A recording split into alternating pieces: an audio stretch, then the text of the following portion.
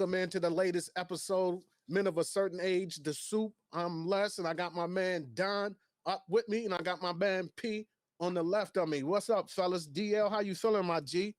Feel great, man. Good week. Got a haircut. Had a hot date with my new boo. I'm not complaining, man. Good weather, not good weather, but it's sunny, but it's still cold down here, man. But yeah, zero complaints, man. Zero complaints. I never complain. It doesn't do any good. That's good shit. That's good shit. P, how you feeling, my G? Peace, nieces and nephews. One bit of advice before we go on from the Wu-Tang Clan. Keep your eyes open and your wallet in your front pocket. That's where I'm starting off. Say word. Keep it in your front pocket. You know what I mean? No doubt about it, man. Again, welcome into the latest episode of Men of a Certain Age, The Soup. And then on this particular episode, we got a hot show brewing for you. We got some hot topics we're going to go through with this week. But we're going to look back, and we're going to go into a little bit of the Super Bowl. Don, last week we gave our picks of the Super Bowl, and you was the only one out of us, I believe, if I'm wrong, correct me if I'm wrong, that did pick San Fran to win the bowl. Is that correct, or am I wrong? Absolutely incorrect, because you picked San Fran to win as well. No, somebody else. It was you, D.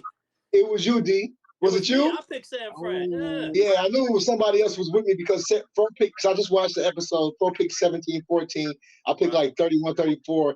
I think D picked like 21-24. So yeah, you know what I'm saying? So yeah, I was Mahomes, man. He's like another Tom Brady type dude. Like, you know what I'm saying? You might not want him to win, but he's gonna find a way to win. If you know what I'm saying? If you let him hang around and you don't like dead him, he's gonna find a way to win, man. I'm fully convinced of it, man. I'm fully convinced of it. No question, no question. Pat Mahomes is a monster, and I picked KC on the strength of Mahomes Sr., his drunk driving ass. That's yeah. I went with KC because I had no love for them. What you thought about the bowl, Lord? Man, it's just one thing that came positive from the Super Bowl was I hit for a rack of them squares, baby. Ooh, oh yeah, nice. You know what I mean? But it's like the referees let you play in the Super Bowl. I can understand, but man, KC 3 whole Super Bowls, not one holding penalty. Come on, man. Come on. Yeah, you definitely got a point there. They definitely could throw the penalty flag on each and every play on holding. That's definitely on holding. I thought it was a pretty good game. Like I said, I really didn't have a big interest in it, so I was able just to watch it for the game itself. You know what I mean? Definitely got to give your propers to Mahomes and Reed.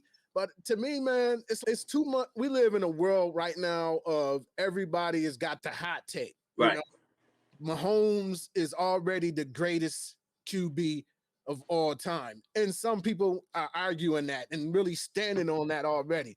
When you hear that talk, what you got to say on that note? I think I'm always going to go back to the ages thing, man. So you get to see different people compete at the highest level with the rules that they're competing with at that time period. You know what I'm saying? Like we talked about Kobe, Mike, and LeBron a couple of weeks ago, right? Mike's type of game was what? Going to the rack, footwork, yada, yada. Not really too much three-pointer. Kobe was an all-around player. People in LeBron's age are shooting the three more. So you have to take those things into account when you compare people as far as athletes, which I've always thought is unfair. But if you look at it, in the 70s, Terry Bradshaw was cold. You know what I'm saying? You had Jake the Snake was cold. You had a bunch of boys that was cold. You had Roger Staubach. You know what I'm saying? Those are like, you had those type of quarterbacks. Then you go to the 80s, and you got Dan Marino, Jim Kelly. You know what I'm saying? You go to the 90s, you got, well, maybe not Jim Kelly in the 80s, but you got Jim Kelly, you got Montana in the 80s, you know what I'm saying? Steve Young. So it continues to be an ascension as far as skills and greatness are concerned. Tom Brady, though, man, come on, man.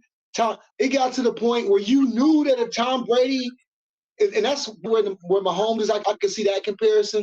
You got to a point where you knew if you gave Tom Brady the chance to win, he was going to win. Much as you didn't like it, you know what I'm saying, as a Bills fan, and you hate the Patriots or whatever, you knew that if Tom Brady had that rock, you know what, it's a wrap. I think Mahomes has arrived at that point, but as far as him being the greatest of all time, I'm going to say he's probably the greatest quarterback since Tom Brady. He took he got the baton from Tom Brady. I think it's a continual ascension of greatness, man. In all sports, I think it's one person passes the baton to another. Some people might be struggling to get the baton. You know what I'm saying? But clearly, Mahomes has it because he beat Lamar Jackson, he beat Josh Allen, and he beat Brock Purdy, and those were the other best quarterbacks in the league. So you can't say anything against him, man. He's a monster. He's a monster. So you basically saying it's pretty much subjective, right? Yeah, it is. What do you say, P? When you hear they already stamping Mahomes as the greatest? A lot of that is just bait. A lot of that is clickbait. You know what I'm saying? A lot of it is because we have so much media now. When we was growing up, we ain't had that much media. You know what I'm saying? Now you got us, you got ESPN, you got just so much media coverage that everyone wants to say what they need to say to get those likes, you know what I'm saying, to get those views.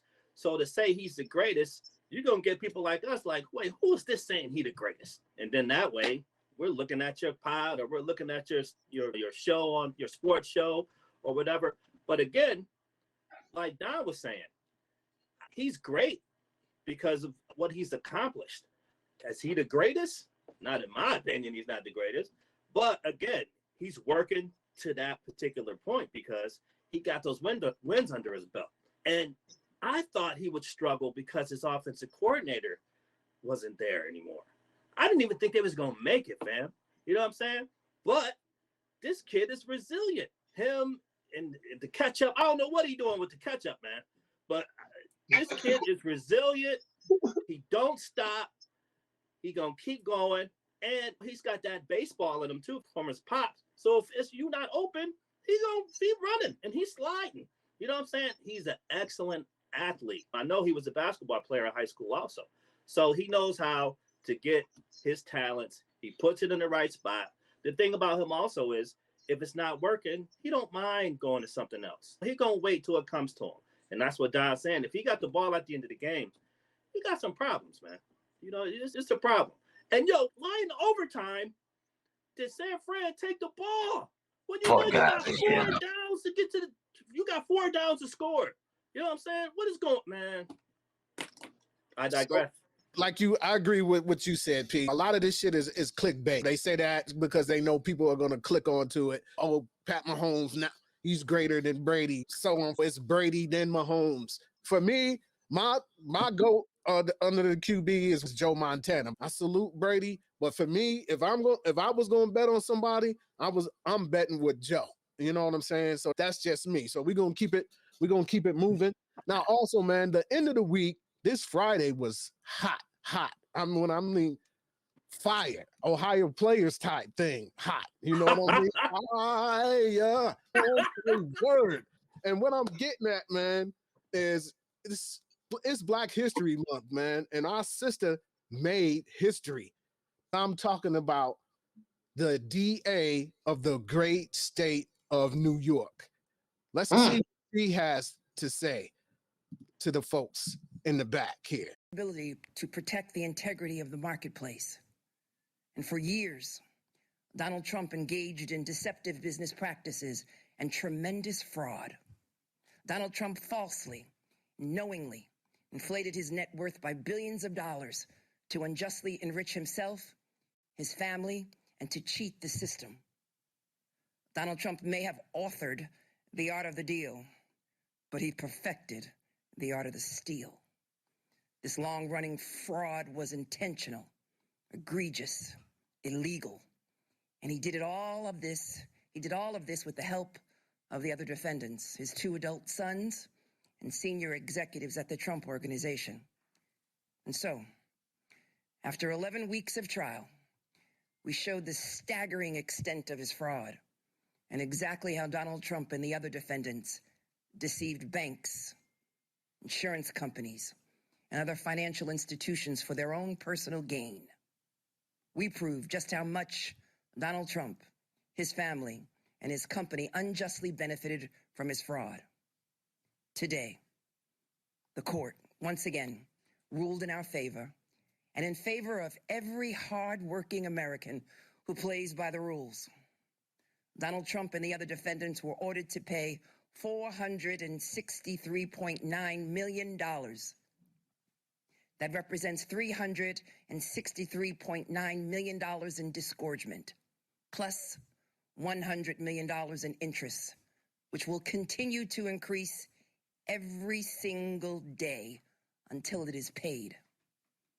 Donald Trump, the former chief financial officer of the Trump Organization, Alan Weisselberg, and the former controller of the Trump Organization, Jeffrey McConney, are each banned from serving as an officer or director of any New York company for 3 years. Mr. Weisselberg and Mr. McConney are also banned for life from serving in a financial management role in any New York company. Donald Trump Jr. and Eric Trump are banned from serving as an officer or director of any New York company for 2 years. And Donald Trump and his companies are banned from applying for loans from any New York bank or financial institution for 3 years. A new independent director of compliance will be created at the Trump Organization to ensure the company establishes internal protocols and meets financial reporting obligations. And the current independent external monitor will continue to oversee the company's financial dealings and ensure this fraud cannot continue. I want to be clear. White-collar financial fraud is not a victimless crime. When the powerful break the law and take more than their fair share, there are fewer resources available for working people, small businesses, and families. And everyday Americans cannot lie to a bank about how much money they have in order to get a mortgage to buy a home, or a loan to keep their business afloat, or to send their child to college. And if they did, our government would throw the book at them.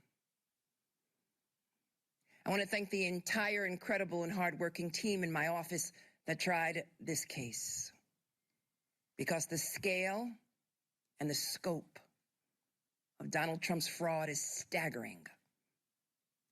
And so too is his ego and his belief that the rules do not apply to him.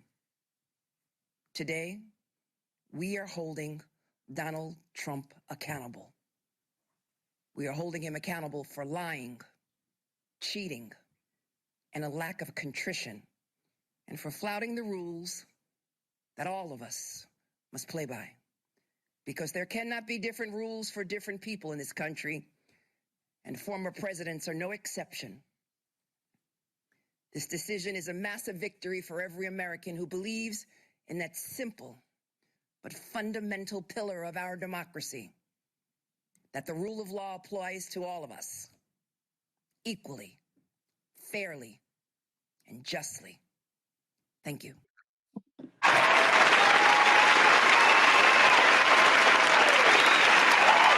So we got to give it up for Tish James for banging this cat in the head for $350 million, yo.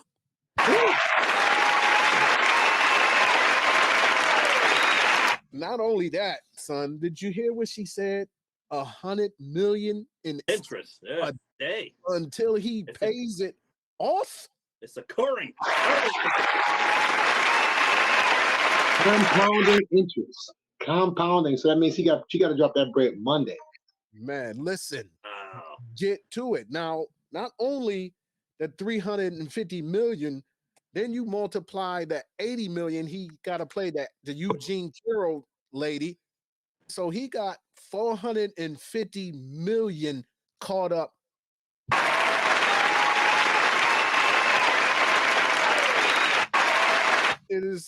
It couldn't happen to me to a better individual. I said before in the past in a different show that I think he regret like a motherfucker ever being elected president.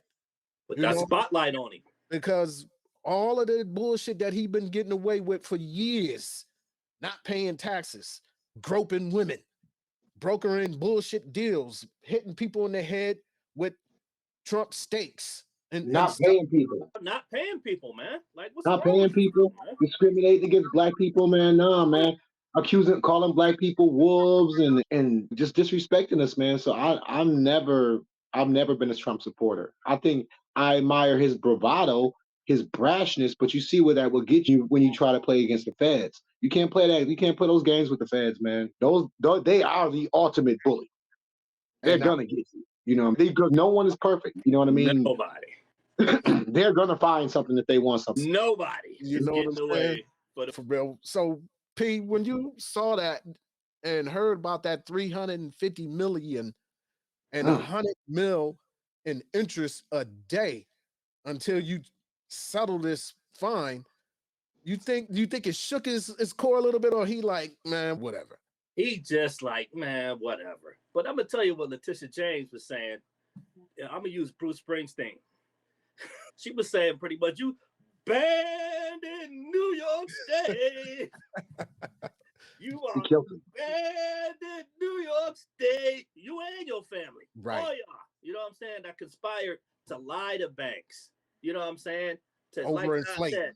Overinflate your worth to get more money. You know what I'm saying? To not pay people. Like Don said, like this dude, again, you respect his bravado, his gangster. I'm going to do what I want, man. I'm going to say what I want to say to get this bread. But eventually, everything is full circle. Right. It's 360. Like my wife is saying, you reap what you sow. Man. You know what I mean? So it's coming. The chickens is coming home to roost. There it is. Now you got to pay this bread. You know, right. Do we got it? Probably not, to be honest. No, he don't have it, and I'm gonna prove it that he don't have it, because this is what your man did. After he got this ruling in New York City by Tish James for this 350 mil, you know what this cat did? He hit the road and showed up at Sneaker Con yesterday. Oh, come on. He got the gold toilet shoes. Come on, man. 1,200. You see this kid? 1,200. 1,200 for the golden toilets. Yeah. 1,200. I think he got different types. He got 3 different types. I think one type is like 1,000, 1,100. One type is like 12, and one is like 15. This man selling sneakers. They say he got on the horn with LeVar Ball and said, "Who's your plug, LeVar? Who's your plug for your sneakers?" Are you serious? I have no idea, man. But this man, it's funny. You know what I'm saying? That he went to Sneaker Con of all places, man. He went right to the culture per se, and post up, and we know that these gonna be collector's items. So a bunch of y'all gonna buy them. At least a boy gonna get them and put them in the closet and see where they go. You know what I'm saying? That's you got a segment of people that would actually buy Trumps. You know what I'm saying? We're gonna look at it as no doubt. You know what I'm saying? They're trying to flip them though, Don. Yeah, but it's those people out there that's going to actually go out there and buy them because they think they fly and they support Trump, and no matter what. Literally, man, MAGA is a cult, dog. Like these people will. You can put anything out there for these people, and they will eat it up. And Trump is the ultimate grifter, man. I'm surprised he ain't selling gabbles. You know what I'm saying? They got the T-shirts. They got the T-shirts with him with him going to jail. They got obviously the MAGA brand. You know what I'm saying? He's making a killing off that shit, dog.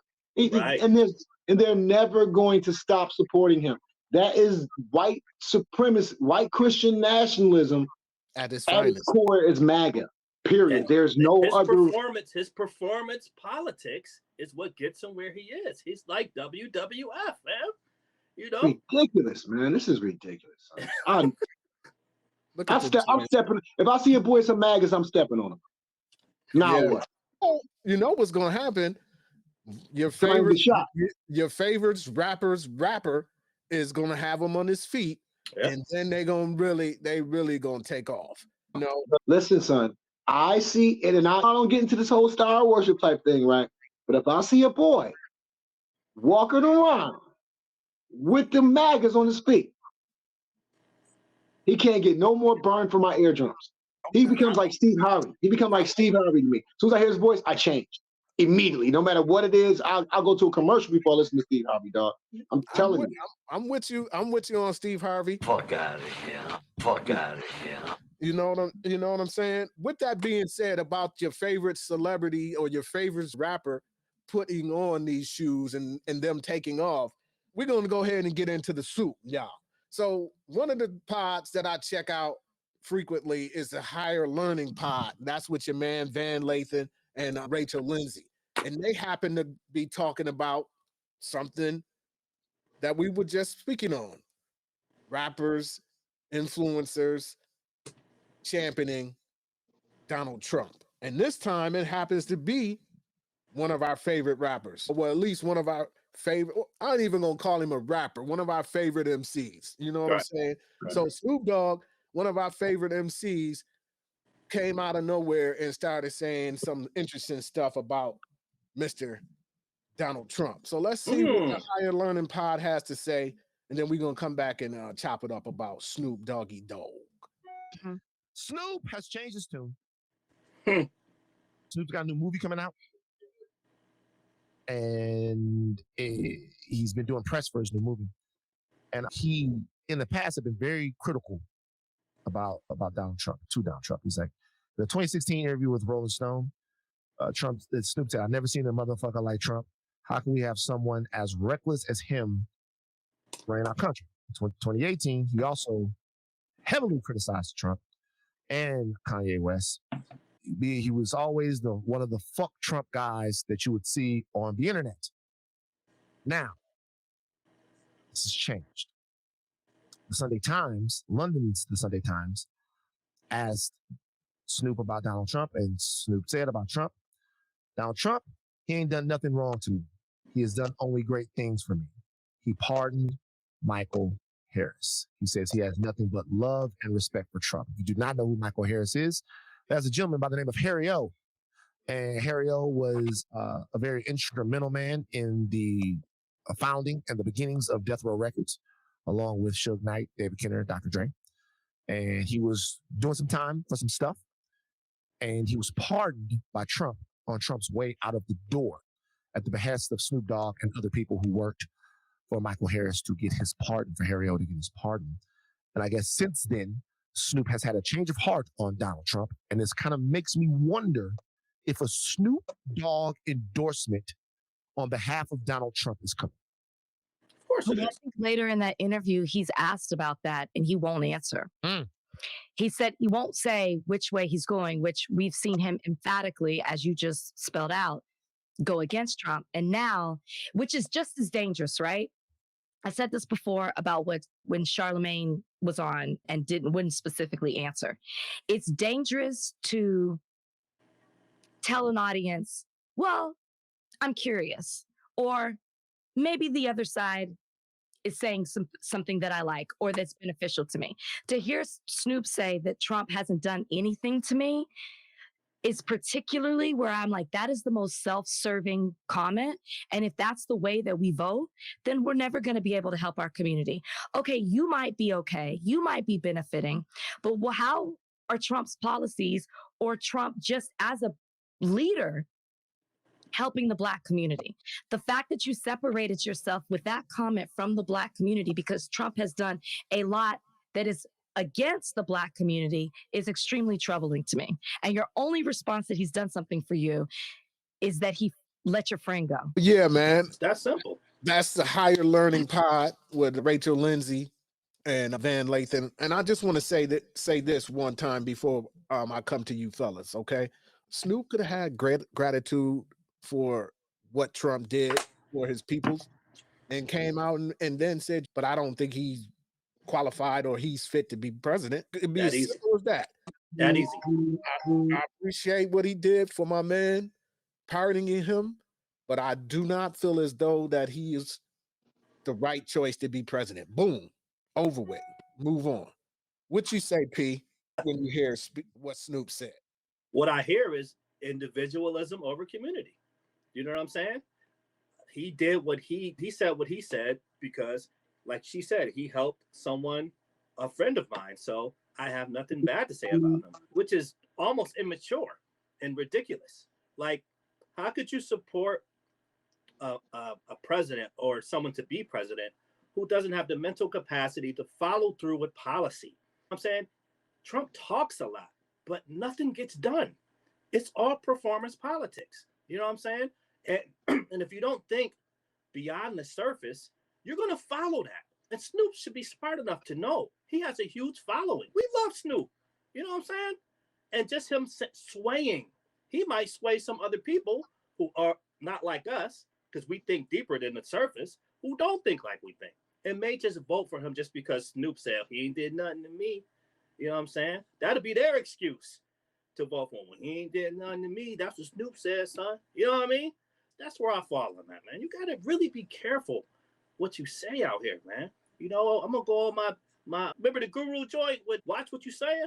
You got to watch what you saying, man. We men of a certain age. Watch what you saying. Shout out to Shaka Khan. Rest in peace, Guru. Rest in peace, Guru, man. Shout out to Shaka Khan. What about you, Dom? When you hear what Rachel and Van was talking about, what moves you, son? It goes back to what I've been saying. Two things I've been consistently saying since not only in my personal life, but since I've been on here, is capitalism versus community and celebrity worship is out of control. You know what I mean? Obviously, we've had our lives directly affected by Donald Trump's policy. You know, rest in peace, DJ Shay. I can name about 4 other people that I can say directly died because of his mismanagement of the COVID-19 virus outbreaks. I just know that he's not capable personally of doing the things that are needed to be done to protect the country. Now, right.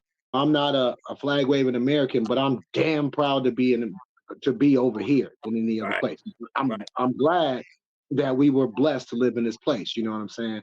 Regardless of the struggles that we have, we could be in a damn dirt hut in the middle of India somewhere, or a street leper, or something crazy. The world is wild. So I'm glad. I'm proud to be an American, but I always watch my government. And with Trump when Trump was president, the government was just like, it's like an oligarchy. Everybody just in it to get the money. You know what I mean? Yep. And that's what people. That goes right back to what I said earlier as far as capitalism. Because if you're getting as much money, if the object is to get as much money from as many people as possible, Trump is your man. Because he's proven he's a convicted fraudster. He's a convicted misogynist. He does not care as long as he gets what he wants. But we as a people, as a whole, as a community, don't have the economic advantage or leverage to not be a united front. So when you have people like Snoop Dogg, who is worth in excess of $150 million, come out and say that, hey, Donald Trump ain't never did nothing to me. It's all right. He let my mans go. You got people who are like, you know what? Snoop been cool. He been down. He been around for a while. He keep it real. He smoke weed. You know what? He can identify. Right. He must be right. You know what I'm saying? Whereas you don't live in the same type of house Snoop live in. And like I said, you don't understand the mentality that these people as celebrities have. They are going to do and say whatever it takes to keep them on the right side of things. You know what I mean? Just because they have a stance on something shouldn't sway your personal belief until you've actually verified that it works for you. And more importantly, that it works for us as a whole. So I completely disagree with Snoop. And I think he should shut the fuck up when it comes to politics. Yeah, it's fuck out of here.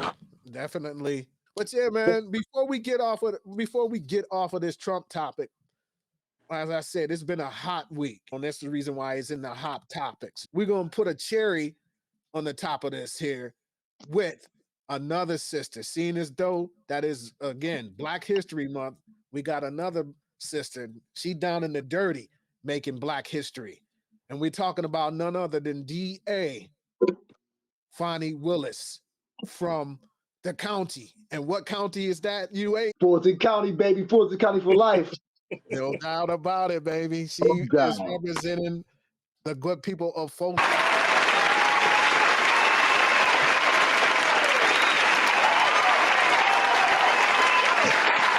I am a Fulton County. So yeah, I am a Fulton County voter, taxpayer, homeowner, resident. So I love what she's doing. I love the way she represents us. That's the reason why we got you on the set, my G. So what we're going to do is this. We're going to listen to what Miss Fonnie had to say. Go ahead and run it down for us, UH. You right there on the block. No problem. Basically, what she did is when she started the Trump case, she needed a team of lawyers to prosecute her. Her being the DA, the head DA in Fulton County, what she does is she picks lawyers for the prosecution. She personally doesn't actually execute a case. You know what I mean? She's not going to be in the courtroom. So, but she will lead a team of investigators and a team of attorneys. So what she did is she contracted out to a guy. When she contracted out to the guy, after he came on the contract, she paid him more money, number one, which was the first discrepancy. But number two, they started messing around, went on a couple of trips together. The gist is that they're saying that she should not be able to, this is Trump's team's argument, that she should be reclused from the case because she benefited by the salary that he was paying her. When she basically said that any money that was paid, she paid back to him because number one, she doesn't need his money, and number two, she didn't want to have any. That's just not the way she was raised, basically. So that's the best way to pick it up from there. So what they did was they had a hearing to see if they were going to boot her off of the case. So during this hearing, she actually pulled up. Was like, listen, y'all got my name in y'all mouths. So I need to come over here and speak on this. So we're going to go ahead and let Miss Fonnie say what she has to say. So we're going to go ahead and listen to her, and then we're going to come back and do what we do, y'all. Ms. Willis, how did you know to come into the courtroom right then? There were people I was pacing in my office. Okay. And I heard someone yell, his testimony is done. It only made sense to me that I would be your next witness. And I've been very anxious to have this conversation with you today. Okay. So I ran to the courtroom. So as soon as you heard, she said she ran to the courtroom, y'all. She turned the corner. Yeah, she turned the corner on them, y'all. Heard that Mr. Wade was done testifying, that's when you just assumed you would be the next witness? It only makes sense. Did you listen to any of the testimony? I've been in my office pacing, ma'am. Okay. Did you listen to any of the arguments? I did hear the arguments this morning. It's ridiculous to me that you lied on Monday, and yet here we still are. And I did listen to that argument. All right, so that was it, just the argument, no testimony. I listened to the argument this morning where Adam Abadi, I thought, did an excellent job. Let me pause this right here, y'all. Y'all gonna have to get used to me pausing. Okay? So we've all dealt with Black women who have given this tool to you before, be it your wisdom, be it your aunt, your sister, your moms, your grandmoms. We have all got this energy from a Black woman before, and you do not want that energy. No, sir. Pointing out how dishonest you were with the court on Monday, and I'm actually surprised that the hearing continued, but since it did, here I am. Great. Here I am. Let's just talk about what you did in preparation for today. Did you meet with Mr. Wade at all? Once the motion was filed, did you meet with Mr. Wade and talk to him about the motion that I filed to disqualify you?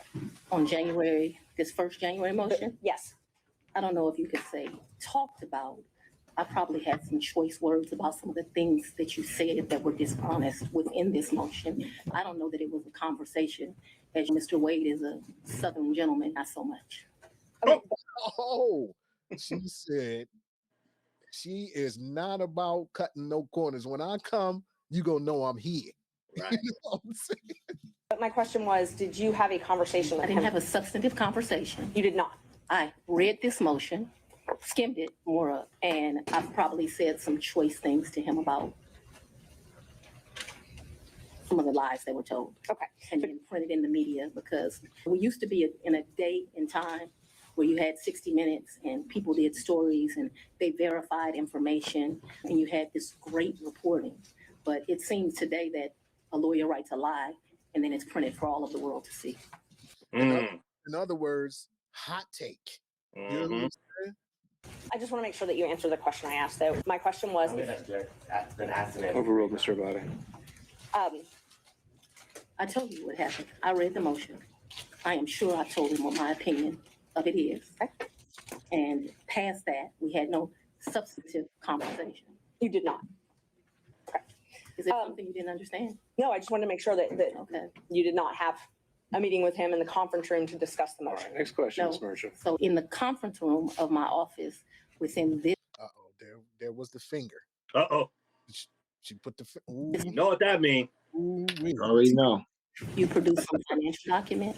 That financial document was given to me. Some thing that was introduced to him by me or Mr. Abadi gave it to me. And I think he showed me the document in our conference room. But as far as a substantive conversation, I don't believe I've had any conversation with him that is substantive related to this. Okay. I have had conversations with him since you filed the motion, but they wouldn't be substantive to this. He's sent me very nice sermons that have been done. And so we've had conversations about, did you listen to that sermon? Things of that nature. And I would say they were in relationship to this because I think he did it to be kind. Okay. Let's start back in 2019. Yep. So you and Mr. Wade met in October 2019 at a conference? That is correct. And I think in one of your motions, you tried to implicate I slept with him at that conference, which I find to be extremely offensive. I stayed at that conference. Mr. Wade was my teacher. I did not meet him when he taught the class. I was standing outside talking to Lisa Reeves, who is a judge. Me and her were just having a conversation. Mr. Wade walks up and they hug each other. They have some brief conversation. She introduces us. Your Honor, I'm going to object. We thought that when you asked the question, you didn't answer the question, not a speech, so I object to the speech. I agree. I'm able to explain my answers. I believe she's able to explain her answers. And That's Merchant, that's okay. I can handle it. Ms. Willis, I'll ask you to just listen to the answer, or excuse me, the question, and keep the answers confined to the question as best you can. I think you'll have more than enough ample opportunity on when the state is Well, able it's to highly follow offensive up. when someone lies on you, and it's highly offensive when they try to implicate that you slept with somebody the first day you met with them, and I take exception to it. All right, Ms. Willis, she'll have the opportunity to explain all of that when it's the state's turn to ask more open. Okay. She's going to explain it now. Opportunity. Listen, let the record show I ain't a hoe. Let the record show she don't get out like that, Lord. No. When you saw Miss Fanny, DA Fanny turn the corner, when I turned on CNN, man, and she was standing on the side waiting to go. Right, like right. she was waiting to be let out the cage. And when I saw it, man, I could see the heat coming from her, man. And I tell y'all, man, I don't mean to disrespect nobody out here, man. Nobody. But that R. Kelly tune came in my head, man, when I seen her standing up there. When a woman's fed up, it ain't nothing you can do about it. That's what the vibe was she was giving off when she was standing up there, man. I mean, I just la la la la la. I was waiting for you to hit the la la la la. Man, for real, UH, when you saw Miss Willis's work, what came through your mind? I just knew that she wasn't one to play around with, man. I know, like, I've been watching Fonny, man, and watch her mannerisms, the way that she carries herself, the people that she deals with. I know some people who know her, and I know she's no nonsense. So I'm surprised that it would even get to this point that she would put herself in this position. But obviously, she was pissed, man. She's looking at a couple of things here. She's obviously looking at the position that she's in as a leader, but she's also fighting against the stigma of an over-sexualized black woman, and a guy being over-sexualized as well because he was married and he was going off with her. It's morals, it's historical, it's a lot of different things, but the one thing that it's not is a factor in determining if Donald Trump still needed 11,870 votes in winning Georgia. So let's not get distracted by the show. You know what I mean? At one point, excuse me for cutting you. At one point, she said that listen, I'm not the one that's on trial here. Yeah. Exactly. They are the ones that's on trial. Go ahead, Lord. Finish your thought. Yeah, so that's what it's about to me. You can have another DA come on there. I'm still going to vote for Fonny when she runs. I voted for her last time. I'm going to vote for her again because it takes a lot of courage to do what she does. What a lot of people are missing here is the fact that her dad came on the next day, and he was also an accomplished attorney. My thing is that she comes from a long line of strong Black people who have taught her economic, legal, and social lessons that a lot of us can learn from. So don't take her personal, even though, like I said, it wasn't the best judgment call, but don't take her personal choices as a slight against her ability to be an excellent prosecutor in this case. Before I come to you, Lord, I just want to say one thing. This is a perfect example of why they need to have the cameras in the courtroom. Or you whatever, know what I'm saying? Because you can have the cameras in there while y'all having this little hearing, and you see her emotions and different things of that nature that came across during the hearing. All of that plays a part in public opinion. So that's the reason why I say they need to have those cameras in court when Trump ass is up there being grilled and fried. Go ahead, Lord. Mm-hmm. You saw Miss Fanny up there. What comes through your dome? Peace. There was one instance where I was watching where she was like, "You're making it seem as if I need a man." Right. She was like, "I, as a companion, yes, but I never needed anything from a man except for my father," which made me, you know what I'm saying? Which I just love to hear that from a Black woman. Salute to her and her father. But the thing is, it's a huge distraction. It's what they're trying to do. Are you trying to put her personal life, you know what I'm saying, to discredit her? Mm-hmm. You know what I'm saying? To take the spotlight off of the real criminal here. Obviously, he was trying to get votes in Georgia. Yo, could you hit me off with, you know what I mean? Because that's what Trump do. You know what I'm saying? You can see what happened in New York. You think you're not going to try it in Georgia to get some votes? You know what I'm saying? But I like the way she came in. It reminded me of Della Reese. Y'all didn't accuse me. You know what I'm saying? You know what I mean? My name. Yeah, come on now. Don't be trying to discredit me out here. But again, I admire the way she stood up for herself, and she was eloquent. You can tell she was upset, though. You know what I'm saying? You can tell, because if someone's trying to discredit you, you would be upset also. Exactly. But I'm glad she did it the way she did it. Salute to Vonnie Willis. You know what I'm saying? Much respect to her. And most likely, hopefully, she stays on so things can get done the way they're supposed to be done. Now, how do you feel, Don, Trump feels as he has the Attorney General of New York, a Black woman, cracking his head for $350 million? Then he has the DA in Fulton County cracking his head on election fraud. It's only karma for as racist as he's been throughout his entire life. That is two Black women that's got their heels on his neck. Full circle. And now he's claiming that they're racist. You know what I mean? He's Come on, get out of here, bro. He didn't say nothing about Jack. He didn't say nothing about Jack Smith. He just calling Fonnie and Letitia racist because they're Black people. So it's reverse racism, as he would say. You know what I'm saying? But again, we're gonna give a salute to them for handling their business and making us in the Black community feeling real proud of what y'all doing. Y'all keep doing what y'all doing. Exactly. Now, as we continue with the soup, man, we're gonna put a top on the whole Trump talk and move forward into some popular culture type stuff. You know what I mean? So y'all know I fuck with Gills Arena. Gil is a funny boy. I don't agree with a lot of the stuff he says, but it's one thing he gonna have. I'm a lighthearted dude. I like to get a good laugh in every now and again. He's gonna say something silly that's gonna make you laugh. So Gil and the crew was actually on this whole Shannon versus Mike Epps thing. Y'all familiar with this whole Mike Epps and Club Shay, the owner of Club Shay, having issues and whatnot? Yeah, I saw it last week. Yeah. Gil and the crew was breaking down the whole Shannon and Epsy thing. Let's go ahead and jump into the arena and see what they had to say. I'm just playing. It might be some mostly hands. We'll see what's going on.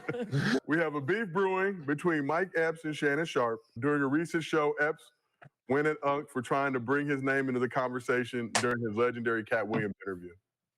That nigga Shannon Sharpe called me trying to do an interview. I said, no, Medea, I ain't doing no interview. He across from me and looked at my balls. I'll sit down, nigga. Thought he was going to attack Cat. That nigga there. The nigga shit is called shit. The nigga's telling you.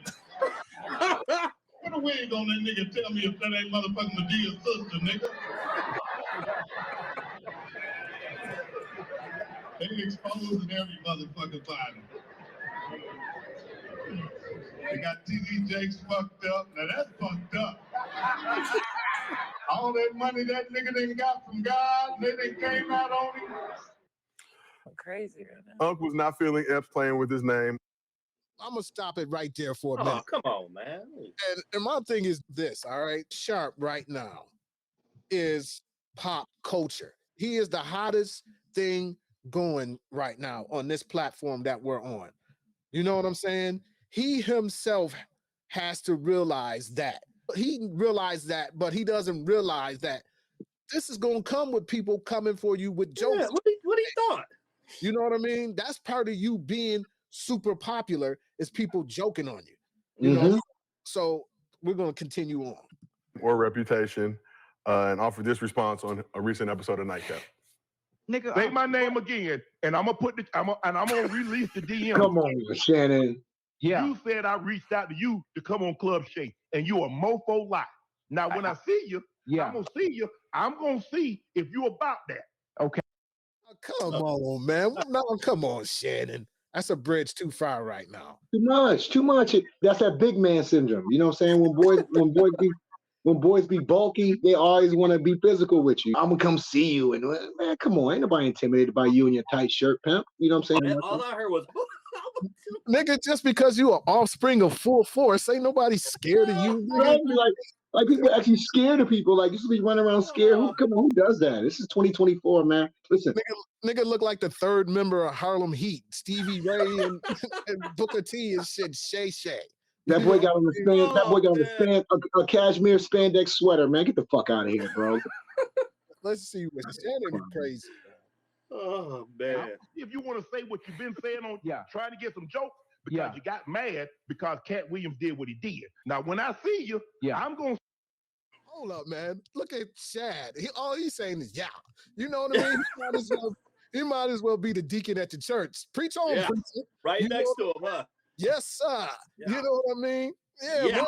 Come on, man. What is you, the hype man, Chad? What's going on, man? See if you really about that. Yeah, and when I see you, no. I'm gonna see if him talking all that. Yeah. When he wore them tight ass leather pants, trying to be funny. Yeah. Calling somebody's outfit tight. Yeah. Say my name again. Be like Destiny's Child and talk about say my name. And I got your ass. That was round 2. Now let's move on to round 3. Mike Epps, native of Indianapolis, responded to Shannon, pointed out that the All-Star game is in his hometown this weekend if he's really trying to see what's what. Come on. I'm not gonna lie. I did DM you to get on the show. But I DM'd you to get on the show because you brought my name up when you were sitting there with Cat. And you was trying to get him to talk crazy about me, but he didn't. Okay? Now, second of all, talking about pulling up on me. You're going to be an All-Star. I'm going to be at the All-Star in my hometown. And I'm going to see you. All right? I'm going to see you, brother. And I'm just letting you know. I don't be doing no fighting lately. So. Mike Epps said it, I don't break skin. You ain't going to put me in no bear hug. He said, I will not be getting my back dirty. No. Come on, man. What is this? What is these doing? One other option. If you don't fight, you do. Come on, man. What are you doing? Shut up and go get some eyebrows. You looking like a whole milk dud sitting there agitated. You watch the white boy kick your ass on TV. So you shut up. And Shay, you did look like Medea sitting there. You was looking zesty. I'm not saying you gay, but you was. He said he was looking zesty. That's the word they use too. Spicy or zesty. Whoa, I have never heard that one before. The zesty, yo. You never heard that? No, not zesty, man. I'm not in the streets no more, man. I'm out the street. Zesty, huh? Wow. Zesty. Shout out to Mike Epps. Looking zesty. You look like Big Frida sitting there. You take some tight ass shirts off with the muscles. And that's it.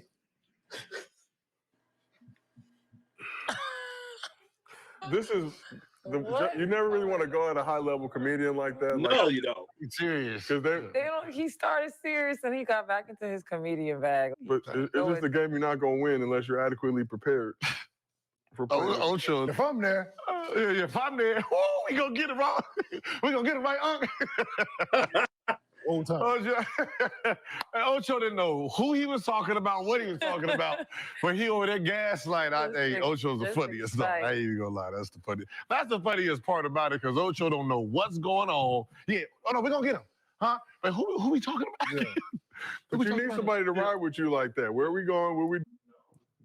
If you can fight, Ocho's with you. Ocho is your man that you want in your corner because he gonna talk you into it. If you can't fight, that's the last person you want. Absolutely. You want to get your ass whooped out there in them streets. It's like, nah, you need somebody with some sensible sense if you can't fight. Like, hey, relax. Right? I know what he said, just relax. Unc, right? He comedian. It's all fun and games. Right, take it easy. DM him back or something. So yeah, man, that's Gil in the crew, and I always find it funny with Gil when he gives out advice because it always comes back to me like, Gil, you brought 13 burners to the job, just spread them out. You know what I'm saying? But we all bumped our head and done foolish stuff. People can grow. So, what would you say to Shannon and Epsy, Don? I think it's ridiculous. I just think it's ridiculous. Like I said, celebrity worship. You know what I'm saying? This dude, Shannon Sharpe, was a damn good football player. I loved him as a football player. I actually loved him as an analyst, and I like him as an analyst. You know what I mean? I like his takes. Like I said, Nightcap is one of the shows that I frequently watch just because he has Gil and Ocho on there. I think he has excellent co-hosts. I think his topics are pretty wide-ranging. But come on, bro. We don't need that. We don't need you to, you know what I'm saying? We don't need that machismo, you know what I'm saying, country, you know what I'm saying, black buck shit on. We don't need that. You know what I'm saying? We don't need that because that's what he out there looking like to me. You know what I'm saying? He out there looking crazy, talking crazy to people just because of his notoriety or popularity. Now, like I say, he runs it. I love his show, you know what I'm saying? But come on, man, stay in your lane. You don't last year you arguing with Ja Morant's father on the sideline, you know what I'm saying? You know what I'm saying? You're doing too much. I told you the big galoot. He's like a big galoot out there, man. You know what I'm saying? Just go ahead, do your show, have a good time, you know what I'm saying? Which gets you now you arguing with feeble ass Mike Epps. Yeah, nigga. Yeah, big nigga. Look, I know some things about that I've heard about Mike Epps being on set, and that I'm saying from some credible people. And Mike Epps is no dog. Come on, man. Come on, man. Come on, man. That you doing too much. That's all I gotta say. Shannon, you doing too much. You know what I mean? If you're at the popular level, if your show is gaining that popularity, unless you're using this as a viral moment to make the interview go better, or your setup is actually fake, it's inauthentic, it's useless to me. Honestly, it is. Yeah, big lummox. Got a wind of what was going down between Epsy and Shannon. What was you thinking, Lord? Shannon got to relax, B. Like you said earlier, bro, you've always been popular. Now you're popular on the other side with the social media and with the podcast. You're extremely popular. You're popular with a lot of people now. So what do you expect is going to happen? Of course people are going to take shots at you. You should take it as a compliment that people are paying attention. You know what I'm saying? They're looking at what you're doing because you're successful. You do look like you could be Medea's sister. I'm sorry. That's what you look like. Mike Epps is hilarious, man. He called it like he see it. You know what I mean? And I think, again, with Shannon, we got to be careful with Shannon. I love Shannon's show, too. I like him as an analyst. I like his podcast. But he's slowly transitioning into Taylor Swift is over Beyonce type. You know what I'm saying? He's crossing. He about to go pop on us. He about to hit the crossover. Remember, a certain age. He's about to cross over on us, and that might mean putting on a skirt too. You never know. And that goes back to something you said earlier, Don. And that once again rolls back to the capitalism type thing. Mm-hmm. You sell yourself out. You lose your morals and your standards for the dollar. I don't knock nobody for what they do. You know what I'm saying? Because at the end of the day, you got to live in your own world. Yeah. You know what I'm saying? But all money ain't good money, and I'll stand by that to this day. As you said earlier, Don, you said that you fuck with the nightcap with Shannon and Ocho, and I'm glad you brought that up because that's what we're going to next in the Super. Check out the nightcap with Shannon and Ocho because Shannon had to sit down with Epsy. So let's see what happened or what happened when they got together in Naptown. Shout out to my nephew out there in Naptown holding it down. Let's see if the Bang Gang did show up or not, or did Shannon shoot his 52 style? You know what I'm saying? When he saw him. So man, the super segue in the day, huh, fam? So let's go ahead and get it popping. Ocho, check this out. You know I'm in Indy. Get ready to coach the celebrity game tomorrow night. And why y'all ain't invite me?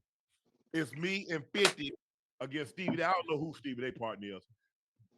Before we go further, how y'all feel about that look of the Scully rolled up like a sausage on your head?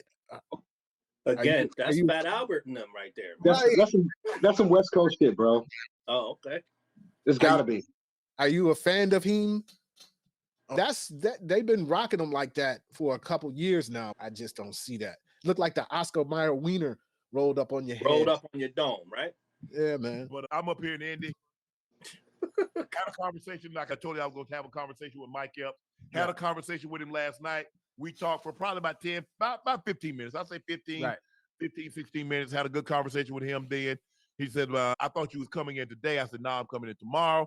And he said, I don't know if I'm going to be able to link up. I said, bro, we done had the conversation. I feel comfortable with what you told me. Hopefully you feel comfortable and understand what I was saying. Right. And he's okay, cool. But anytime I come to Indy, I always go to Country Kitchen. Yeah. I came here when the Super Bowl was here. The Patriots. I'm gonna have to ask my nephew, has he hit the Country Kitchen?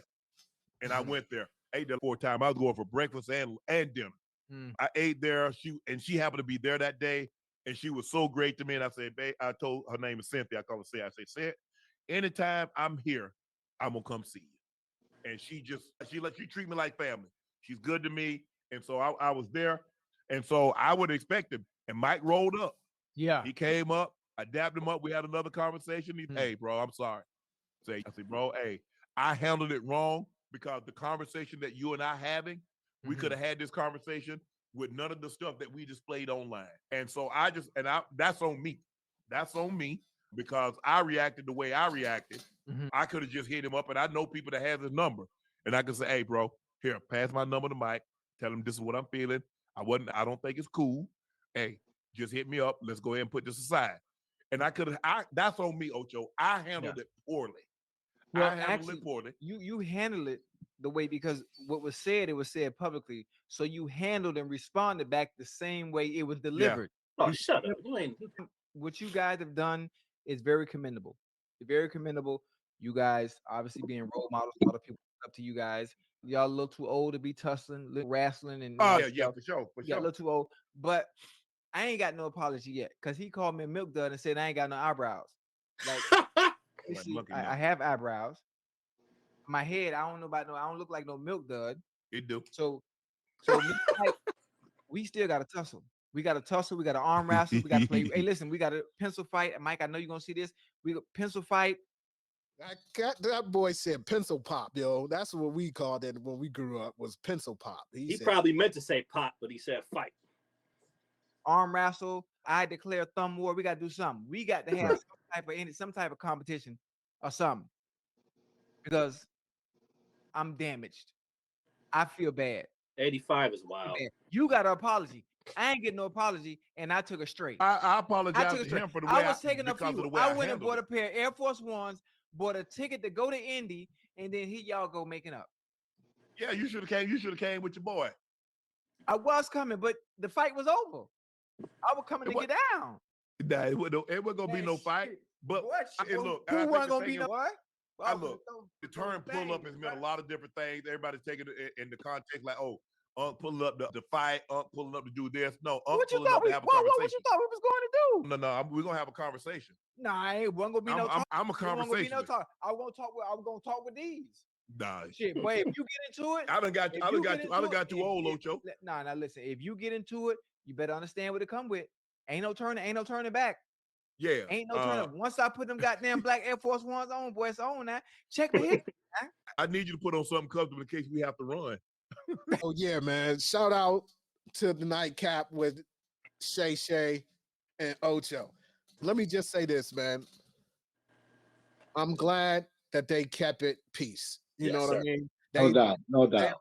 They're more than old enough not to be out be shooting Shannon shooting his 51 style. You know what I'm saying? And Epps pulling his pole out.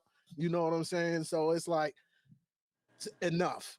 Shannon, words have consequences. You know what I mean? If you talking to somebody and you get heated and you say, I'm gonna pull up, yeah, we know what that means. Right. Mm-hmm.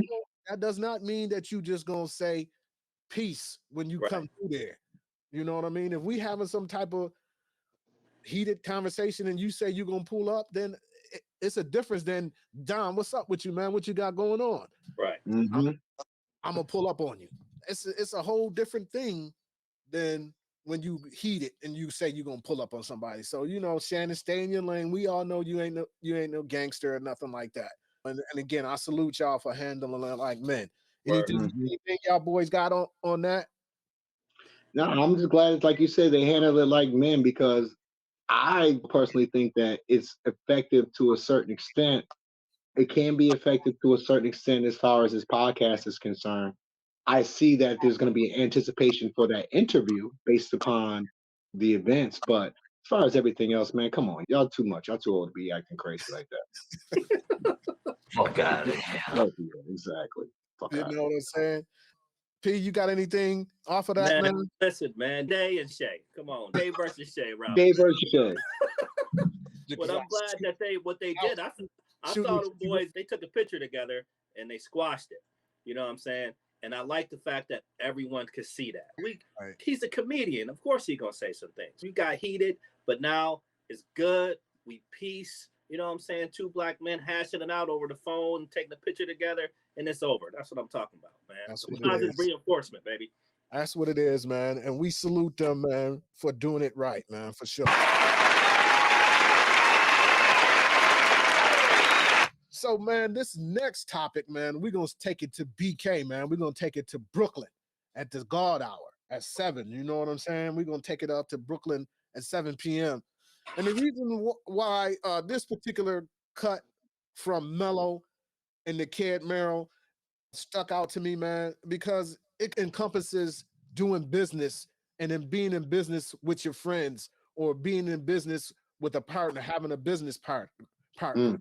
And he said some things that made me sit up and pay attention because, again, I want to go ahead and share this of 7 p.m. in Brooklyn with Merrill and Mello. Also, they got Joe Budden. Joe Budden is on this episode as well. And it's really interesting how Joe fall all the way back. Yo, go ahead and run your truth. Don't even ask me about my shit that I've gone through with and my business partners and whatnot. So we're going to go ahead and jump into this 7 p.m. in Brooklyn and see what they had to say and come back and chop it up. You know what I mean? Is it like, do you have a different perspective on it? Like, you upset, or is it like, yo, So you going first? This is happening. No, but I'm gonna keep it a buck. At first, I was upset. The business. It's the business. Yeah. There's no friends in the business. You know what I'm saying? And we was in a situation where I got 4 kids, 2 mortgages. You know what I'm saying? I live, Joe. You know what I'm saying? Like, the taxes are crazy. You know what I mean? I got real life situations going on. Mm-hmm. So I'm like, yo, if we get an offer from DraftKings for 1.5 before they got logos on the NBA court, like, nah, bro, this ain't it. And I'm like, nah, fam, I'm gambling illegally right now. This shit is legal in Jersey. I just moved here. Yeah. Shout out to Fairlawn. You know what I'm saying? This is going places, bro. We need to do this. And they're like, nah. I'm like, fuck out of here. To me, that's the beginning of like, all right, this shit is corroding. You know what I mean? We're on different wavelengths. You know what I mean? What are some of the reasons that somebody wouldn't just say fuck yeah to that? That sounds awesome. There's a stigma attached to it. Or there's a stigma attached to it. And he can go. Yeah, get the fuck out of here. And also, I don't know shit about this. So when we sit down to talk to these people, you don't know what the fuck plus 300 means. You don't know what an over-under is. You don't know what a spread is. All right, there's still some trauma. You know what I'm saying? So it's just See, this is what 7 p.m. is for. Yeah, nah, it's it's just Yeah, he going off now. Nah, it's just All we had to do was walk him right to the lake. Yeah, nah. Look, and it's real. He It's like- changed up on you too. and that's what it is. And you said this quote, and look, it's Not for you to stand. We It's just a want show. Yeah. Right, yeah. We just So- want you to paint the picture so Right. people don't. You already, since you going there, So paint the perfect picture so Right. people won't be like, oh, they picking sides. So they have real perspective. So Whatever the happened. situation was, we were in two different places in life, Mhm. right? I was very much so aiming for ownership, Okay. being a production company, Entrepreneurship. You know what I mean? Owning your IP, because that's life or death in media. Mm. If you own your shit, you're good. Mhm. If it's good. If it's trash, then you Mhm. asked out. But if you make something really fucking good, the dude that did Squid Games got paid $25,000. That's it. Mhm. And he will never see another penny from that shit ever again. You know what I mean? And that's the game. So it's just, if you know that, you go into it with a certain approach. Mhm. Yo, I need longevity. I need ownership. You know what I mean? Like, we developed this shit out the mud. So this is us. We own this. We're not selling this to nobody. The key word here is licensing. I'll license this shit to you for a term, 2 years, whatever, or 1 and 1. But selling your IP, bro, selling your name, That's your soul. you know what I mean? You selling Imagine your never soul, being you sell able to your say IP. "Stay Mellow" ever Yeah. again because you sold it to X company. Yeah, you selling your soul. You know what I mean? So that's the type of time that I was not on. Got it. You know what I mean? And when you had a very poignant statement where you were like, it seems like they're preparing Jesus for Hollywood. You know what I mean? Like that next level of like Hollywood. Mhm. And I was like, and I heard that and I was just like, bro, it was crazy. No. The next level of Hollywood is the three of us, Jesus, Victor, myself, sitting down with Judd Apatow and saying, yo, we're gonna do a movie, right? And then the movie gets written and I ain't really feeling this shit. When I know in the business mind is, yo, when you do a movie with this guy, you're not just doing a movie with this guy. This dude is like a kingmaker in terms of like in the film industry. If you get in there, you make a banger with him, you solidify. That's what makes you get up to the next level. I said this shit to John Carmanica from times. That's what takes you up to the next level. If you get a little taste of that Hollywood, you get a couple rollies and shit, you know what I'm saying? Like you got you get access to things, you know what I'm saying? And you good with that? That's not the type of time I was on. Not to get so in deep with it, because I Yeah. don't know what the fuck happened. Yeah. But do you think that a conversation could have been had by two men? Right. And that was the right? thing. And really, yo, what is your plan? What do you want to accomplish? Right. And see how we can come together and accomplish this, right? Right. In the midst of us building our shit together, you ain't gotta go nowhere. If you want to take the Hollywood route, you take the Hollywood ahead. route. But we gonna Let's do it. map it out. We're gonna do it together. Right. Right. That's what makes a team. So was it ever a time where you had the opportunity to sit down and build on that and really build on the vision and what we're 100%. trying to build? And how was that received? It was received as, yeah. You know what I mean? Let's get it. You know what I mean? But it was never action. Action. It wasn't proactive. You know what I'm saying? It was like, yo, my lawyer told me this, my agent told me this, so I'm gonna rock with that. You know what I mean? Yo, just take this and Be no conversation between two men and take because it was like my main thing that I said was, listen, if we're gonna fail, let's fail on our own terms. Let's not fail because they put a square peg in a round hole. You know what I mean? And we got a very top-heavy show when before we were doing this with no writers. On your own. So there's a way here, and like going back to the whole digital, you being like a pioneer in that whole space, you realize that instead of dealing with a network and the network saying, all right, listen, y'all put Tim's on the Bear, y'all put a Yankee Fitter on the Bear, now Timberland wants to sponsor the show. But they see Victor by accident. And Victor sees how much money's coming in. And then when they say to you, yo, y'all gonna do ad reads for $1,500, it's no, bro, y'all came in for $850. Yeah, what we talking about? What we talking about? Yeah. I need to see a lot more than that. Yeah. So the beautiful thing about digital media is I go to Corona, I go to Toyota, I go to whoever, and I'm like, yo, listen, let's do this. All right, cool, bet, boom. I'm gonna put your little logo here. I'm gonna shout you out. The car I jump out of is gonna have a little tight shot of the logo. So just listening to the kid Merrill up there basically sound like one had a vision that I'm going to continue my celebrity on this path, and the other had he was going to have his on this path, and they couldn't get together and say, like he was trying to say there, that yeah, we can still both benefit if you want to go ahead and be corporate, and I can still be over here doing my thing. But obviously, when you get people in your ear telling you you smarter than Merrill, you really the one that's funny. You don't really need him. You know what I'm saying? And that's what tends to happen with most groups and most people from or partnerships. Don, what do you think about what Merrill had to say? I like what he had to say because he made it very specific. A lot of times, and I've done business with a lot of different people, the people that I call friends and people I just knew and blah, blah, blah. But it's always tough when you do business with friends because everybody has a different vision. And if the vision isn't clear and beneficial, and most importantly, wrote out on paper contractually, right?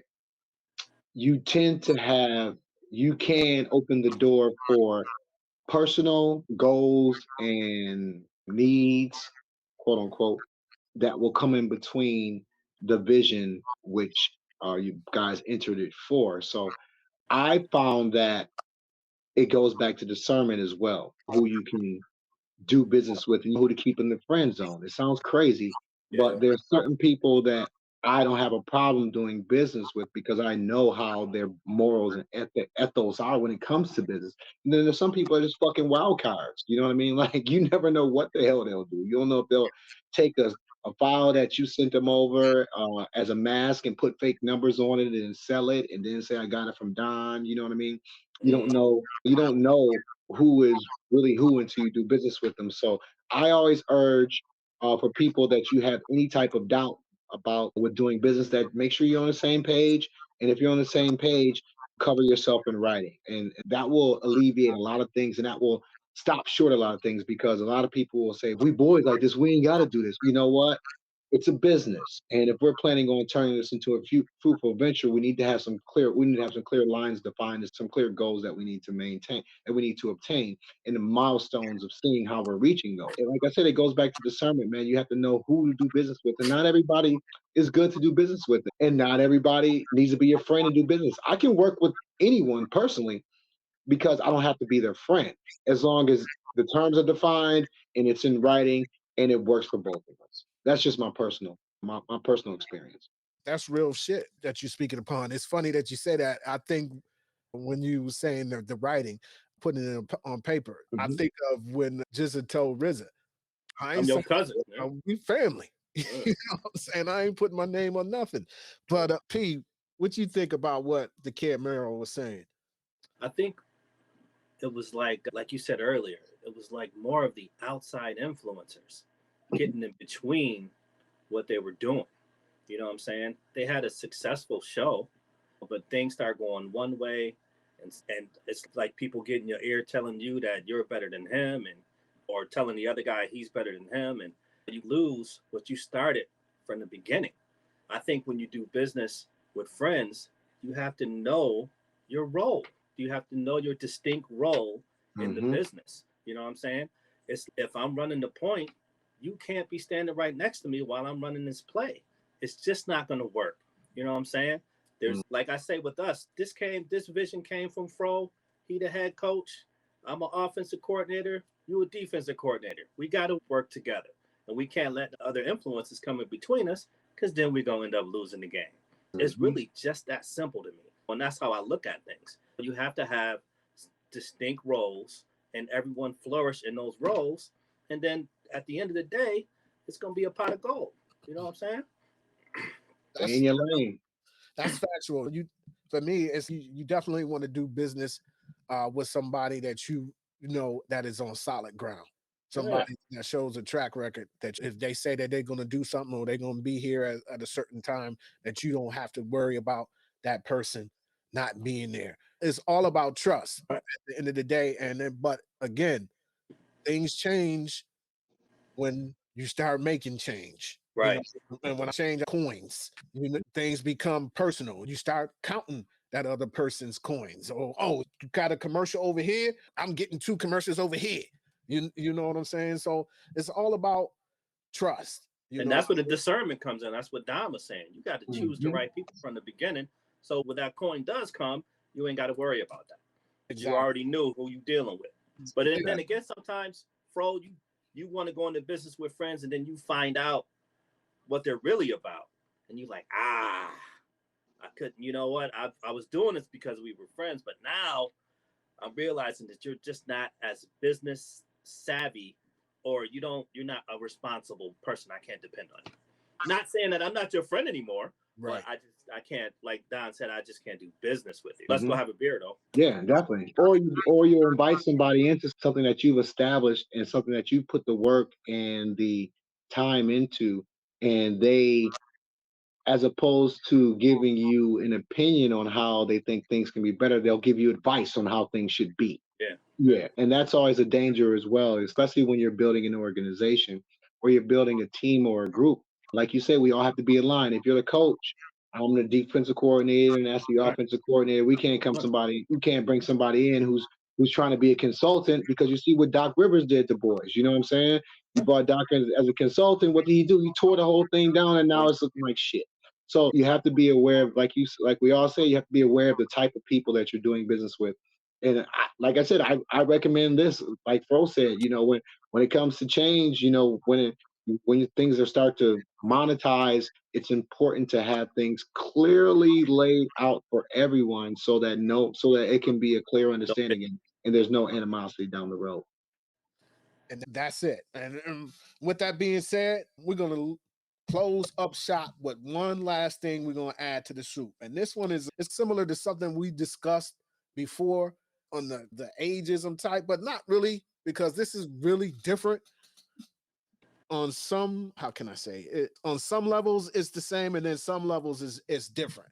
This particular pod that we go into is we're going to go out in Vegas to visit Mason Betha and Cameron Giles one time. We're going to go out there and see it is what it is one time, because they had something really interesting to say to one Larsa Pippen. Marcus Jordan, Michael's oldest son, have called it quits. And Cam and Mase had some fire that they wanted to set. So let's see what they had to say one time down. How to find out. Exactly. It seems like Larsa Pippen and Marcus Jordan have called it quits after a year of dating. They both unfollowed each other and wiped pictures of each other off of their social medias. And then Larsa posted a little quote on her story. She said, "The man you choose to be your partner affects everything in your life, your mental health, your peace of mind, your love inside you, your happiness, how you get through tragedies, your successes, how your children will be raised, and much more. Choose wisely." What? What? How dare she have any rebuttal for taking a man 16 years younger than you and act like he's the problem? You're the adult. What are you talking about? I'm definitely not the one should be talking about this, because I'm super insensitive on this topic. Just thinking about this, I don't even need my notes for it. How you? Ain't you Scotty's ex-wife? Now you mad with the Pippins and the Jordans? You got no future in Chicago. I hope you know that. You mad with Pat and Robin, and now baby Batman? What's going on, Larsa? Oh my goodness. This is embarrassing. This is really embarrassing. And allegedly is this kind of behavior that could make it troublesome even for your son playing basketball. So you heard a lot of things with your behavior. We don't know what Scotty did. We're not letting Scotty off the hook. You got Scotty walking around here looking like the future with dreads and black Nike Airs. I don't know what's in your box, but listen, We're praying for the Pippins. We're praying for the Jordans. Cam, you say something about this because I take him off the gram. How dare you erase his pictures? That's the only reason we're talking about this. And I know Jordan is sitting somewhere like, yeah. I'd tell niggas. Tried to told you. I tried to told you. It's crazy. What was she thinking? What was you thinking anyway, dating him? Your kids grew up with this boy. Your kids grew up with this boy. Somebody got to tell people the truth. You were already in violation talking about affecting your mental health. You took you were taking, my opinion is you were taking advantage of this. You were taking advantage of him. You already took Scotty's pension. I'm going to go before I say more because I really don't like this situation. And then going to delete all his pictures like he's the problem. Yeah, absolutely. Your mental health. My mental health. And should your friends follow your ex? All this kind of behavior. Larsa, you're not 21. You're not Lori Harvey. You got to stop this. Somebody got to tell you the truth. You're not Lori Harvey. My goodness. And for all of the Pippins, I know that's your mom's, listen. But sometimes we find out about our parents and we don't like what we find out. I found out things about my parents I may not like, but they're still my parents. Stop embarrassing your children, allegedly. Not like me today, man. I only got 5 words to say, man. So the people, not even the people. Don't be the next sucker. It's lollipop season. Pause. Because she'll find another one. Yeah. That's all I gotta say is her mental health. You young niggas, she praying on y'all. Don't be the next sucker. It's that 5 for don't be Get the that next t-shirt. sucker. Yeah. I need that on my hoodie. Don't be the next sucker. Period. Pause. And there's really no pause because I'm dead serious. Yeah. Because you know why? We in an era where niggas look at shit as a stat. I got, yo, bro, it's not a stat. It's not a stat, bro. It's not a stat, bro. Don't be the next one. It's not a stat. It makes I really don't have nothing to say. He said everything I would say, but his pitches down to the next 19-year-old rapper, to the next 23-year-old basketball player, to the next 25-year-old football player, don't be him. Don't. Sound advice from Killer Cam. Don't be the next sucker. Don, what you got to say on this? Yeah, man, come on. We talk about how women are vastly emotionally mature before a man even gets to that point. Plus, it was just disrespect from the beginning, dog. That whole situation, like I said, I don't get into the whole celebrity thing, but just the dynamics of the situation is just crazy, man. It's wild, and I don't understand how people. Like, I understand, like, love is love, man. Love who you want, but this is wild, man. Come on, man. Like, Michael Jordan's son dating Scottie Pippen's ex-wife? Seems like it's premeditated. Seems like that's crazy, man. I can't make sense of it. It didn't make sense. However they choose to do, I just hope that it made sense to them at some point, because it never made sense to me. So yeah, it's just another heap on a pile of celebrity craziness that we're forced to deal with. Who do you get a blame more to, Young Margus or Larsa? You gotta give more blame to the female, because she's obviously, she's an adult. She's the adult. He's an adult also, but she's an elder. Yeah, she's emotionally mature. He's not. All right. You know what I'm saying? He's basically just his brain just basically just formed all the way completely. You know what I'm saying? So, and plus she's got 16 years on this dude. Come on, man. She, like I said, these older chicks got mad tricks, man. They got, they know how to put you over the top. They can't put me over the top, but they know how to put these young boys over the top, man. And there's certain things that they can do and say and manipulate boys the way they want to have them moving all crazy. And maybe Maybe he got some different sauce and was just like, you know what? Or maybe he had a moment of clarity and just was like, yo, this is crazy. This is crazy, man. Because she definitely was manipulating, taking advantage of that situation. 24-year-old Don is going to let his father's man's ex-wife push up on him, and he gonna say, no, you my dad's best friend's ex, I can't, or you gonna say, or you gonna dabble. 24-year-old Don is probably gonna go for it just to see, just because I'm 24. You know what I'm saying? I haven't developed a mature sense of morality or ethos yet. You know what I'm saying? I'm just fucking everything. Excuse my language, but I'm fucking everything that's moving. You know what I'm saying? Yo, you know what I'm saying? You a female? You know what I'm saying? What? 42? I don't care. 24-year-old Don. It's another notch in my belt. It's another story for me to tell my frat brothers. You know what I'm saying? Once again, I'm saying he been over to the house. You notice your father's man's ex. 24-year-old Don would do that bullshit because I don't. I'm telling you, because I don't have a developed, mature sense of ethics or morals. You know what I'm saying? Like, to me, it's just another piece. Excuse my language. It's just another piece of tail to me at that time. You know what I'm saying? Regardless of the situation that may have taken place, I'm like, man, listen. I'll get it. I'll find a way in my immature emotional. In my immature emotional state, in my immature physiological state, to justify that bullshit. At 24, I would have found a way to do it.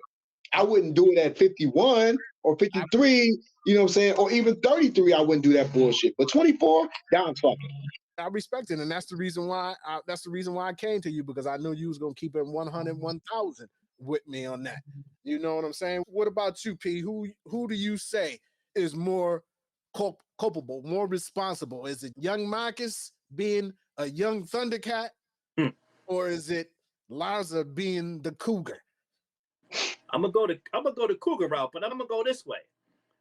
Remember us talking about Zion, and you know what I'm saying, when you get in a certain position in life, that all these women that you thought that you can get now, you know what I'm saying? This is Scotty's wife. She used to babysit him probably, or this is. Oh, that makes it even worse. Yeah, this is Future's ex flip-flop joint. You know what I'm saying? So he's probably, yo, what about me? What, you know what I'm saying? Like, it's a flex almost. But again, as the adult, she shouldn't have let this go as far as it went. Because as a young man, even though my father and your father is Batman and Robin, you think, like you said, Don, at 24? Come on, man. We're going to do what we're going to do. 24. It is what it is. Yeah, you man.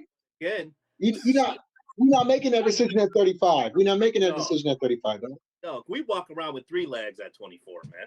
All day. I used to get excited when it was beat lunch. I'm like, beat lunch? Woo! You know what I'm saying? Who went here? What's going on? What the problem is? You know what I'm saying? But again, as the elder, and knowing that her kids grew up with him, she should have made a decision not to go as far. And then to blame him, and then Mase was saying, come on now, you come blame this kid, and you took the Instagram off, and she's something else. She about to line somebody else up, B. Yeah. You know she's gonna line somebody up. There's no question. Let me hear. There's ain't no question, because they in line to get knocked down. Exactly. As Cam said, don't be the next sucker, right? So it's funny that he says that. It's a picture of CJ Stroud and Amber Rose. And when I saw that, I think to myself, I'm like, okay, like we going back to being 20-ish. And I'm like, these dudes are in a position now to get at these women. And these is women that they lusted for when they was in high school and young kids. And now they got a chance to get at them, and they getting at them. Because I don't get it. I don't get it. But I try to rationalize it. These are the women, because we talked about Jalen Green and Drea. You know what I mean? He with her, and she probably his mom's age, or right in there. They went to high school at the same time. You know what I mean? I just say it has to be that these is the women that when they was young, oh man, Amber Rose, if I ever got a chance to get at her, I'm going to get at her. Because doggy, you 20, 22 years old, you got these young girls out here that ain't been around the world a couple times, that don't nobody know, but you want to be seen with the one that's been seen with everybody? The flip side of that could be the fact that I don't agree with this, but I think the flip side of that could be they could look at these older women as being established, not only as far as their physical presence or their celebrity presence, but they could also establish to a certain extent financially. So they don't have to worry about the young girls basically getting them for their money. Whereas the old sly cougar knows her tricks and she's going to get her money in different ways. You know what I'm saying? She might. And yours too. Yeah, exactly. And get yours too in a way you don't even see coming. You know what I'm saying? She might have you invest. Oh, I know this new accountant, and next thing you on broke. You on ESPN. You know, sir, 30 for 30. You know what I'm saying? Man, nah, B. Nah. Somebody ain't talking to CJ Stroud, man, and pulling him to the side, man. What's going on? Listen, but like we said earlier, these boys get that bread. They've been looking at these girls since they was in high school, think about when Amber Rose was hot. Amber Rose was hot back in 2011. You know what I'm saying? 24. Yeah, and CJ Stroud was what, a 13-year-old boy at that time. You know what I'm saying? What did Capadonna tell these young boys to do with these girls, man? What did Wu-Tang, what did Capadonna say? Nah, he said beat it up. But don't seed it up. Yeah. You know what I'm saying? Why you cuffing? I'm gonna tell you like Eazy-E said. Eazy-E gave me the easiest one. Find them, fuck them, and flee. That's how I do it. You know what I'm saying? That's it. That's Eazy-E, boy. You know what I'm saying? That's crazy, man. That's probably what he's gonna do. But those older women, they know the game. You know what I mean? They know the game, and the young boys has got they nose open. You know, wide. And you know, these older women that's been around, they know how to cater to these young boys and what they want. You know what I'm saying? They want that mama, and then they want the freak in the bedroom. You know what I'm saying? Yeah, I've never had no mama issues. I ain't with the old. I hate an old crow. They need some uncles or something to pull him to the side and tell him, yo, man. What they need to do is to tune into the soup, because we would definitely we're gonna let y'all know. But yeah, man, this was the latest and the greatest episode of Men of a Certain Age, the soup. For Don, for P, I'm Les. And again, as always, man, it's the same old soup. We are just reheating it. Until next time, peace. Peace.